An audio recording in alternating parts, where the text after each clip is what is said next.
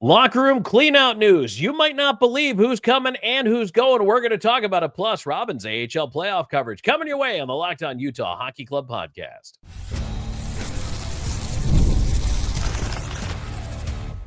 You are Locked On Utah Hockey Club, your daily podcast on the Utah Hockey Club, part of the Locked On Podcast Network, your team every day. Hello, everyone, and welcome in once again to the Locked On Utah Hockey Club podcast. I'm veteran NHL voice Tom Callahan, and joined by longtime team analyst Robyn Leaño. We've got the lowdown on Locked On Utah Hockey Club podcast, the locker room cleanout news coming out. You may not believe what's going on as far as who's coming, who's going, and Robyn and I, we're going to read between the lines, maybe read the tea leaves a little bit as to what's coming up over the summer. Plus, Robyn had a chance to go to Tucson and check out the last week of the AHL regular season, and we've got some great coverage from that coming up, as well as Tucson into the American Hockey League playoffs. So, Robyn, it's kind of an interesting week. I know the NHL playoffs are starting this week, and Utah did not make the playoffs. Certainly that's disappointing, but I thought that coming out of the locker room cleanout media opportunities, there was quite a bit of things said, and I'll be honest with you, I thought there was some overreaction, some underreaction, and we learned a couple of nuggets about who may be coming and who may be going. Yeah, that's always kind of the huge thing about locker room cleanout day is figuring out what happened with among the team and really getting a chance to pick the brain of some of the players who, like now that the season's over, they don't really have any more games to look forward to, so they kind of talk about what's going on. Some players talk about whether or not they're focusing on going to the IIHF World Championships, but to get started relatively soon here. Got some players talking whether or not they're staying or going, and others just voicing how they thought the season went and what they got coming up next year. So by way of setting the table for this discussion, before we get into it, I want to just real quick review the contracts of every player that is up this year for the Utah Hockey Club. Now, on the big club, you didn't have a whole lot. Nick Bukestad, $2.1 million. This year, he's done UFA. Jack McBain is 1.6 as an RFA. Outside of that, you got Logan Cooley and Josh Stone still have a couple of years there on their entry level and their RFA after that. And then, of course, Dylan Gunther's big deal kicks in. But Michael Carcone, $775,000 is a UFA. His contract coming up. And then the other one I want to talk about, Matias Maccelli, who still has one more year left at 3.425 AAV. Robyn, these two names are the headline names coming out of these media interviews. Yeah, and in various different ways. I feel like in one aspect, and it's mainly you can highlight Michael Carcone, who pretty much his voice is expressed extremely vocally, very openly, saying that he doesn't see a future of the franchise, and that he feels like he says that he talked with the coaches. He said, "Hey, I just don't feel like it's going to work for me," and I mean, on that aspect, Tom, and we'll be real. We didn't see a lot of Carcone this year, and I feel like that's kind of why I didn't feel like he didn't get the opportunity he was provided. Unlike the last few years, which really allowed him to grow, I kind of finally felt like he plateaued and just was stalled. I thought as a budget signing, he was great, but at the end of the day, if you're not playing, you're not getting your opportunities. Even if you say I'll come back for league minimum next year, what's the point if you're not going to play? And so I think Carcone is looking at it from a standpoint of, look, the coaches, and look, if the coaches don't have confidence in you and they're not sticking you in the lineup, Robyn, as a player, you've got to be realistic with yourself and know that there will be greener pastures out there for you. So that's a tough thing for some athletes to deal with. But if you think there's going to be greater opportunity elsewhere, by all means, you have to take it while you can. He's 28, still some upside. I don't begrudge him that one at all. So that makes sense. And if you're not fitting into the plans, that's just how it goes. The other one, though, Matias Maccelli, I can't consider his season this year for the money he's getting paid anything less than disappointing. Oh yeah, absolutely. And I feel like a lot of people asked us that question too. I think midway through this season, we had a couple of fans, reach out to us and they're like, "Hey, what's going on with Maccelli? He just seems quiet. We haven't heard from him. Like how do you think he's doing?" And I think we touch on it every now and then, but yeah, at the end of the day, it was a pretty disappointing season. And at that money, I feel like with that 1 year, there is different things that could go. There could be, all right, let's see where your value is at through the year and either sign or not. Or, I mean, the more likely scenario, which is what's being talked about, is exploring opportunities to trade Maccelli, because at this point, there's still value. You can still get him for something, still get some assets back. But it seems like Maccelli has reached the end of the road at the Utah Hockey Club. And I don't know if it's so much that, and this is the thing, okay? So organizationally, they don't say or sound like they've lost confidence in him, but the scratch, no scratch decisions clearly indicate otherwise, right?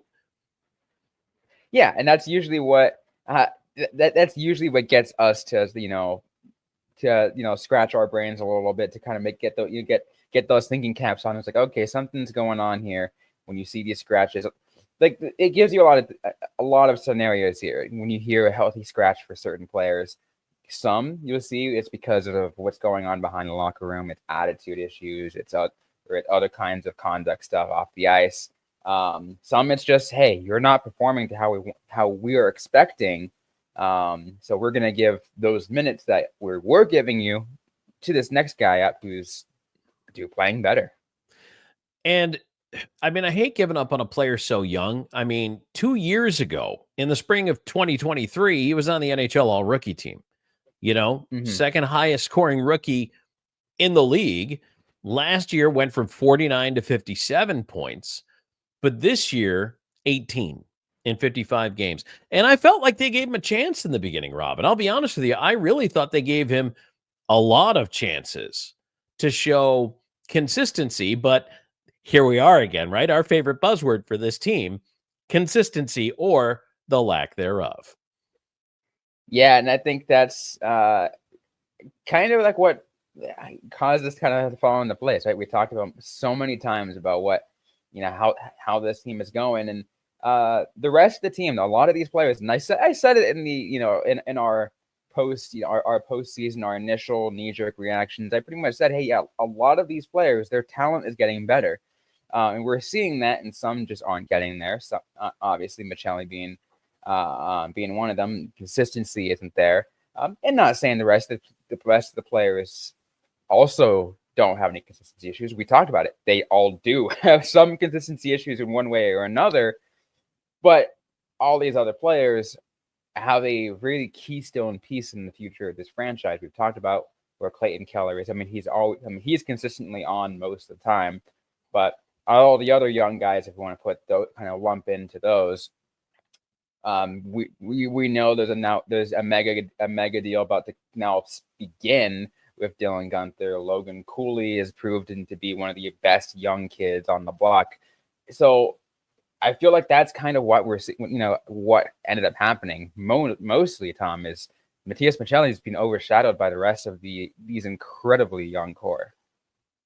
And Maccelli's making a lot of money to be overshadowed, especially this year was the 5th highest paid forward on the team. So, and the other thing is, let's face it, this team had trouble finishing.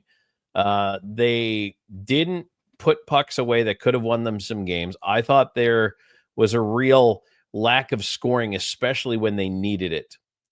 And he was probably one of those players that they really counted on. Hey, you saw the growth, 49 to 57.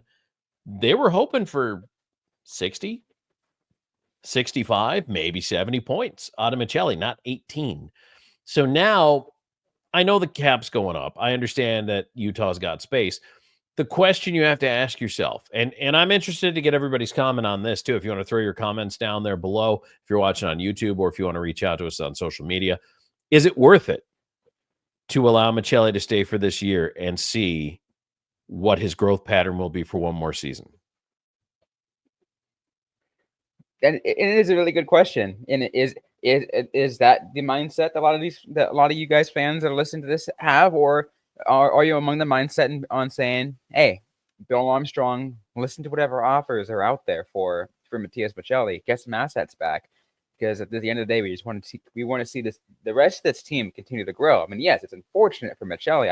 I love seeing his upbringing. I mean, I loved seeing his growth in Tucson, but it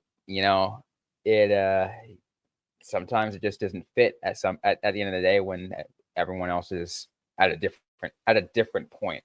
But before we get to a break, Tom, I do want to put another point out here from Locker Room Cleanout, and something that you kind of mentioned is where it seems like the our top defenseman is making a little call out to Shimashev and Boots making their way over to the North American game. Yeah, it's obviously Sergachev is going to go back to Russia for the summer and the off season and continue to work out and get stronger over there. Well, I know a player that, Robyn, you have been highly anticipating at some point. When are you coming over from the KHL? Shimashev is a guy that Sergachev said he will make a point of including in some of his skates this summer. So perhaps trying to court him. Now, here's the thing. Sergachev's never played in the KHL. So I don't know if he's got a different perspective on North America that might make sense to his countrymen. I don't really know, but I think it's a good sign. And I think there will certainly be discussions about, hey, maybe you want to come check out North America. Oh, yeah. And there is, and in my understanding, there is a decent amount of discussion on bringing both of those players to the North American game. I mean, to have, and as you said it, I have this high anticipation for what Shimashev can be. But also, don't forget, Daniel Boots, a.k.a. Danny Goals, like, he's also highly anticipated. And I mean, there's a lot to look forward to here. The defense, think about it, Robyn. They've gone out and built. They have their top six signed already for next year.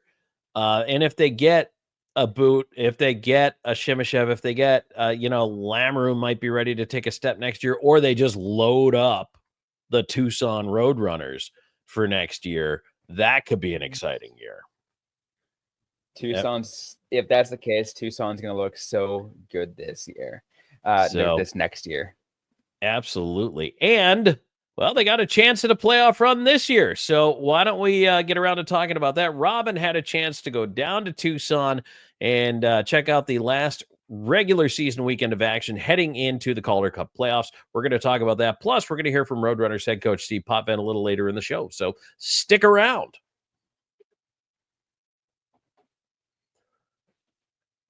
And today's show is brought to you in part by Game Time. The Stanley Cup playoffs are here, and if you've never been to a live NHL playoff game, it's unlike anything else. The intensity, the speed, the energy in the building, awesome, incredible. And thanks to Game Time, getting in the door is actually easier and more affordable than ever. Game Time is the fastest way to grab playoff tickets, even for those must-see matchups. Prices actually drop as puck drop gets closer. And with last-minute deals, you can save up to 60% sometimes. So with those last-minute deals, I've looked for tickets on game days before. And look, that's just how it works. People want to sell their tickets. They don't want to get stuck with them. So you do. You creep a little closer, prices start dropping. And it's not just for NHL playoff games. I mean, it's concerts, comedy, theater, anything that you might want to go check out. The all-in pricing, I'm a huge fan of the all-in pricing. Make sure you have that toggled on. Shows the total cost up front. No surprise fees at checkout. And it even shows you your panoramic seat view so you know exactly what you're getting before you buy. I absolutely love it. Plus, the Game Time ticket coverage, you're protected. Whether it's cancellation protection, job loss assurance, they've got a 24-hour return guarantee on top of that as well. So take the guesswork out of buying tickets with Game Time. Download the Game Time app, create an account, and use our code LOCKEDONNHL for $20 off your first purchase. Terms apply. Again, that's code LOCKEDONNHL for $20 off. Download the Game Time app today. Last minute tickets, lowest price guaranteed.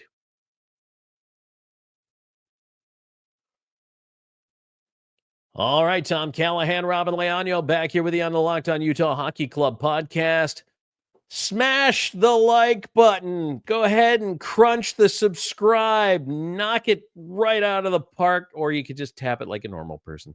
But whatever you do, just subscribe. If you're still here, obviously you like the show, or you're in the Robyn fan club, which is growing every single day. And what's not to like? So please subscribe to the show. We appreciate you. And of course, our everydayers and our long timers, we love you guys. Thank you so much for allowing us to continue to bring you this awesome coverage here on the Locked On Utah Hockey Club podcast. Robyn, tell us about your excursion to Tucson. Well, first and foremost, Tom, I want to say it's just always an amazing time to be able to head down the I-10 and step back into the Tucson arena for once. It's for those that have been following me since day one, the day oneers, I can say, is they know this is where I started doing this coverage. I started as a Tucson Roadrunners reporter. It's always nice to get back there. But final weekend, game 71 and 72 of the regular season for the Tucson Roadrunners, goes out, host the Colorado Eagles, who are the division champions, Pacific Division champions. Tucson only needed a win. They needed 2 points. They just needed 2 points to get in. It was win and they're in the entire weekend. And let me tell you, Tom, it was a roller coaster of a ride watching this weekend, I should say. They lost the first game, and after seeing Bakersfield absolutely demolish Henderson on Saturday, it's like, okay, so Tucson needs to win. No other way. It can't be an OT loss. It can't be a loss at all. They need a win to make it in. Any other thing, they are out of the playoff contention. And well, it took them into the last game to do it, Tom. But the Tucson Roadrunners have made it into the Calder Cup playoffs for the third consecutive year.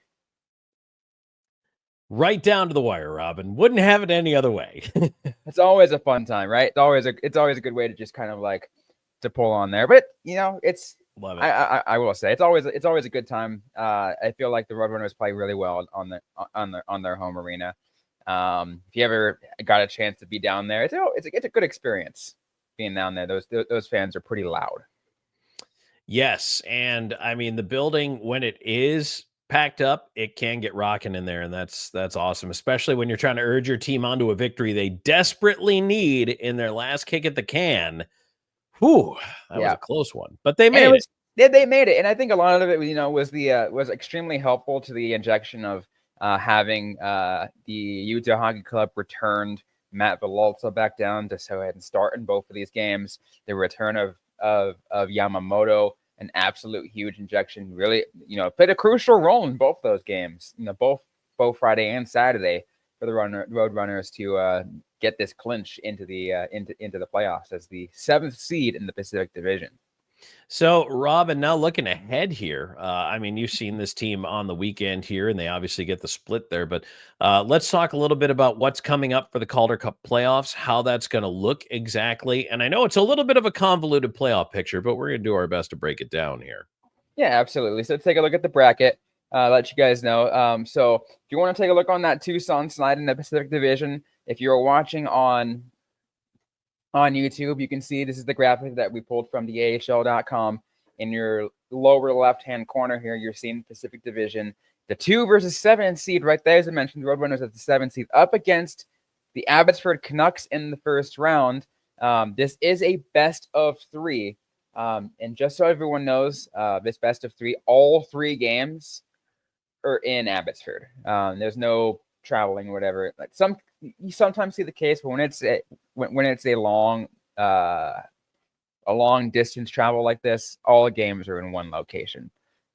That's how the AHL works for you, huh, Tom? That's a little crazy to me that they wouldn't at least try to give Tucson game 1 and then go to Abbotsford. But I suppose, again, part of the reason I know why they have a big old Western or Pacific Division, as it's called, is because those teams wanted to save on travel costs and all that fun stuff. So I guess it makes sense, but boy, does that make it that much more difficult for Tucson. It really does. But I will say this for those that want to take a look at if whether or not the regular season had any kind of story of how this series might turn out for Tucson.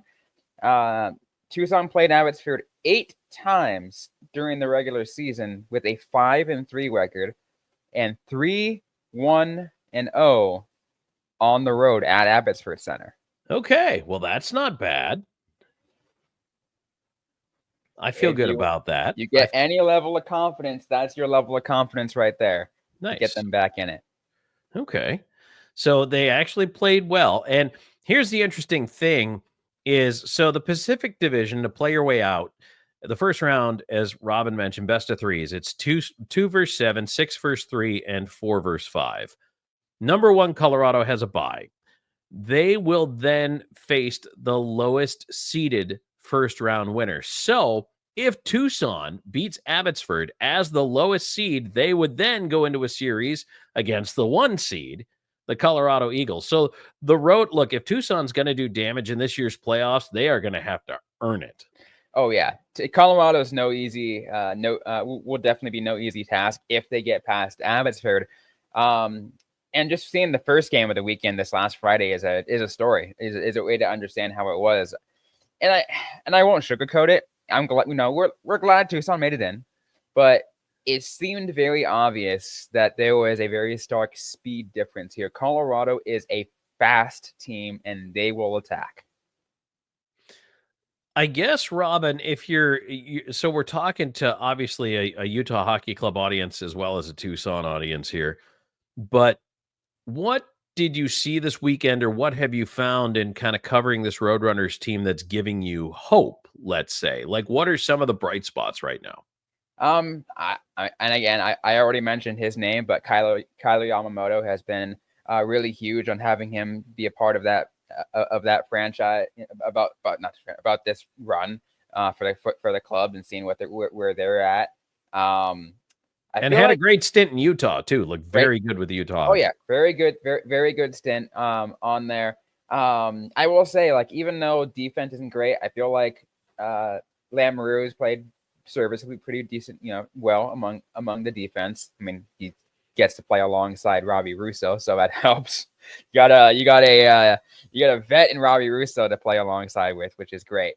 But Matt Villalta has been great. He's been fantastic. A huge, and really important. I think getting that NHL win against Nashville was probably a nice little point that helped him get that confidence down here.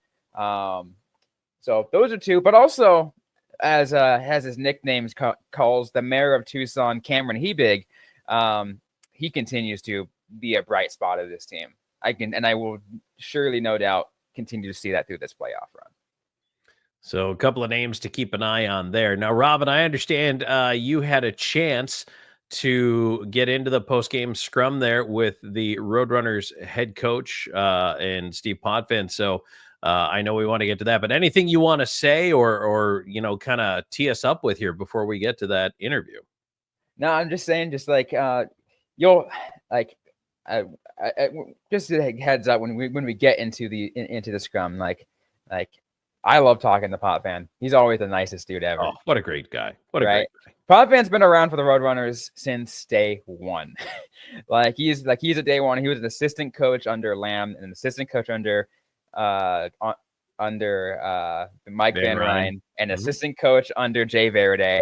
So and then he finally got his job when Verde got the opportunity to coach in the NHL somewhere.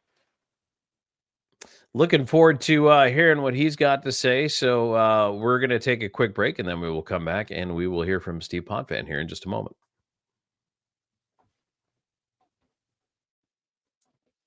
And today's episode is brought to you by Amazon Fire TV Stick 4K. Do you know that your Fire TV is also an Xbox? Turn any TV into your gaming entertainment hub with Fire TV Stick 4K devices. No console required. Just grab your paired controller, subscribe or sign into Xbox Game Pass Ultimate with EA Play included, and you're ready to dive in and play. Dive into hundreds of premium titles from EA Sports College Football 25 to Call of Duty Black Ops 6 and Avowed as easily as you stream your favorite shows. It's gaming made simple, all on your Fire TV. With Wi-Fi 6 and 6E technology, with auto low latency mode, advanced technology, Fire TV Stick 4K delivers smoother and more responsive gameplay with lightning fast speeds that you'll need to stay competitive. With 4K streaming and more than 1.5 million movies and TV episodes from your favorite subscribed services like Netflix, Prime Video, Disney Plus, Max, and more. These Fire TV sticks have absolutely everything you need. I know for me, I'm a gamer, and I might have my Xbox with me at home, but occasionally I like to, go to a different room and just chill out there. That's where I can plug in my Amazon Fire TV Stick 4K device and just allow myself to kind of play in a different room, not have to worry too much about it. Play the same titles too. It's really nice to be able to do that. Head over to Amazon.com/Fire TV Locked On to get started. Xbox Game Pass Ultimate subscription and compatible controllers required.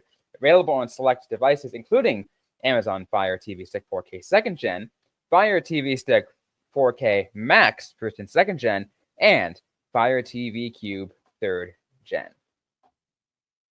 And today's episode is also brought to you by Post District. Discover Post District, home to 4 of Salt Lake's newest and most stylish apartment buildings: The Register, Post House North, Post House South, and 801 Flats. Each residence offers its own unique take on luxury urban living, with features like waterfall kitchen islands, floor-to-ceiling windows, vaulted ceilings, and spacious patios, as well as walk-in closets. Enjoy premium amenities, including the city's largest residential gym, year-round pool, golf simulator, massive TV wall for sports watch parties, and more, all anchored by a one-of-a-kind community. Step outside and find yourself immersed in Salt Lake's hottest dining and nightlife scene, with award-winning spots like Urban Hill, Men's Show Ramen, Level Crossing, Melancholy Wine Bar, and Sunday's Best just steps away. Are you looking for a studio, 1, 2, 3 bedroom, or a penthouse? Find your perfect home today. Visit liveatpost.com or call 801-590-6247. Mention this ad for an exclusive incentive.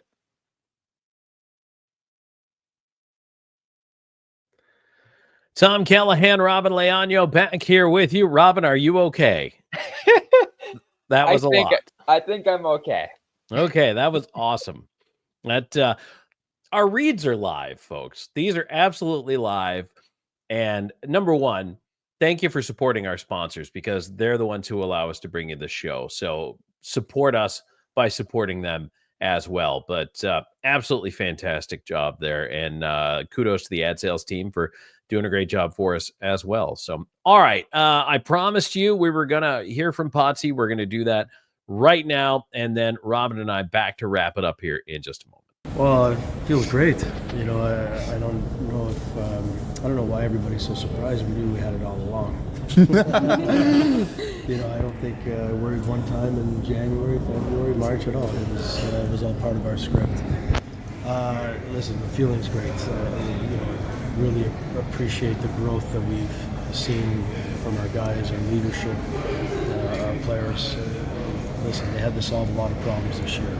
There's too many to list. I thought they responded well. There's a lot of great humans in that room. And I know, listen, whether we had won or lost, it would have been the same type of dialogue. I would have been proud of our guys either way. I mean, some of the guys didn't get to play for a real long stretch, and it was hard for them. And not only did they have to deal with it, but their teammates that really appreciate their type of work and their relationship, they also had to deal with it. It seems at times from a distance it might be an easy thing to handle, but it certainly wasn't. And you know what? They found a way in through all the adversity, call-ups and injuries, and young guys learning the game and increasing their level of their awareness and decision making at right times. So real proud of them. What do you think you guys did differently today as opposed to yesterday? Well, I think just when you're facing adversity like that, I think it can really bring upon a new level. And I think the guys just understood that our biggest strength is our unity. And, when you put yourself aside and you go after something that's a little bit greater than yourself, they know that's probably the biggest thing you can accomplish. So I think that was just the difference tonight. They were just united, they were completely synchronized, and they found a way through. We've been talking about all season long, significant events that have really put this organization on kind of a pedestal. Cameron Hebig's contract, Matt Vialta's first NHL win. Going to the playoffs for this third straight season, what do you think that says about this organization and the continued success it continues to have? Well, I think it shows a lot. Obviously, it shows that we have a good management group and scouts that, each year they go out on a recruiting trip to find not only just good draft picks, but they've got to look for players that can insulate the young players. And so I think it shows that, they're picking the right guys and the right leaders to be able to insulate. And look at our culture is strong because of the people, and that's just how you build good cultures. Cultures are built on people's standards and what they value and believe. They come with a great attitude every day, and it makes it a lot of fun, and it helps you get to the playoffs. Last question for me. You guys play Abbotsford in the playoffs. You guys have done well in your regular season series against them, but obviously new atmosphere, it's playoffs. They just beat Ontario, who's another great team. How do you think you beat them? What do you have to do differently against them? Well, we have to play our type of style. Look, our style is very simply going north and trying to do what we can to manage pucks, and making sure that we initiate contact, and we have to try to go after their spirit. It's one of our strengths. We have guys that can handle themselves and enjoy the physical aspect of the game. So we have to play that type of game, and we have to go after the team spirit. Yesterday we talked about how you felt good about tonight's game, and sometimes being put in that situation you find hidden strengths. So how do you feel that the team executed tonight? Well, you know what, that's true. You're right. When you deal with adversity and your back's against the wall, sometimes that urgency can give you the strength that you never knew you had. But the interesting thing is that I think we knew we had it. We just have to kind of unleash it. And I think it has a lot to do with putting yourself aside and really doing what you can for the men next to you. Obviously taking right now to celebrate, but what are you looking forward to going to Abbotsford? I'm looking forward to continuing the next level of our growth. I think this is a major step to be able to do it 3 years in a row, but we also have to try to find a way to get the next big result. And that's what we're after. I mean, we didn't get here for nothing. We didn't try to get this far, try to get this far. So we're going to do what we can to try to take the next step. Thank you, Coach. And then, going down the last day, how much do you think this adversity helps you guys? Do you think that kind of makes you stronger, makes you tougher out in the playoffs? Well, I would hope so. You definitely don't want to go through any more tough times, but we know that we can handle hard. And when you go through those moments, you don't really understand how it's going to help you in the long run. And sometimes it's hard to just really accept the moment for what it is and let your negative thoughts kind of come and go, and really just be right there active in the moment. And know that there's better times ahead. It's hard to do it, and we were able to do it. And how do you think Matty did this week? After especially at coming into this week not having played a lot until that Utah start. Well, yeah, no doubt. I think he came in last night. I thought he was just really sharp. He was on his toes, and you can see a lot of confidence. He was exuding confidence, and he was ahead of the puck. And I think tonight a little bit, there were stretches this year and last year where he was playing back to back, quite a bit, quite often, and he was in that rhythm.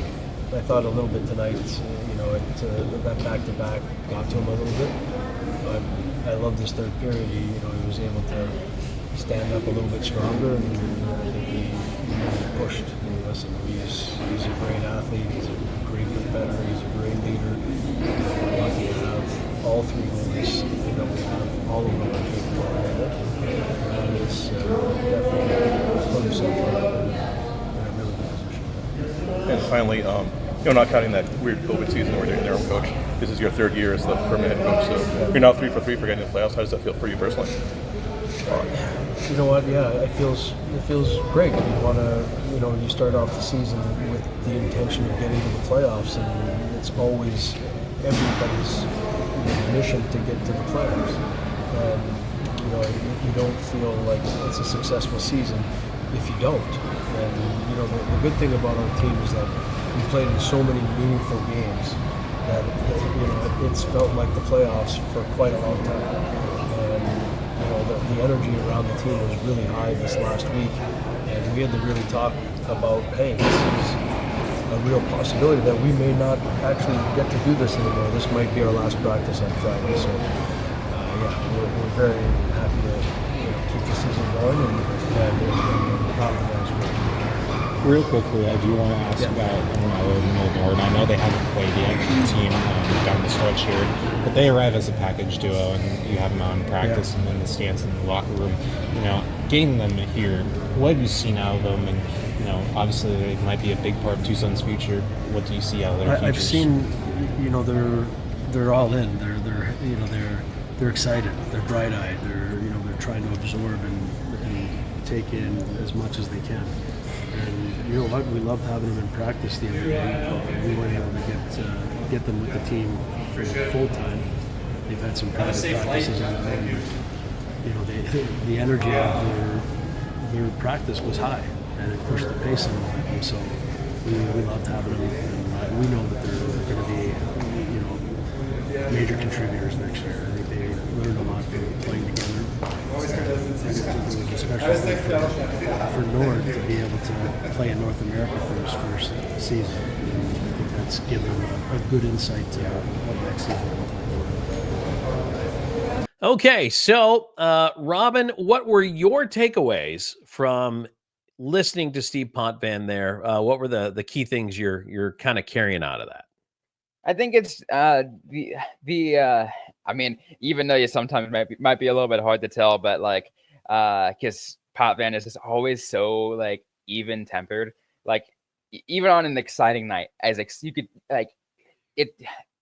I know I can tell he's excited from looking at this, but you're all he's so quiet. He's so